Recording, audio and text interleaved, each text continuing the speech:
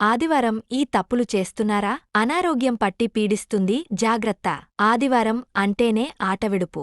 ఎందుకంటే అది సెలవు రోజు. అయితే ఆదివారం సెలవు దినం మాత్రమే కాదు, ఆరోగ్యవారం కూడా. అదేంటి వారానికి ఉన్న 7 రోజుల్లో ఆరోగ్యవారం ఎక్కడ నుంచి వచ్చిందని అనుకుంటున్నారా? ఆదివారాన్నే ఆరోగ్యవారమని పెద్దలు అంటారు. ఎందుకిలా అంటారు? అసలు ఆదివారానికి ఆరోగ్యానికి సంబంధమేమిటి? ఈ ఆసక్తికర విషయాలను ఈ కథనంలో తెలుసుకుందాం. ఆదివారం మధ్య మాంసాలు తీసుకోరాదు. భోజనంలో ఉల్లి వెల్లుల్లి నిషిద్ధం.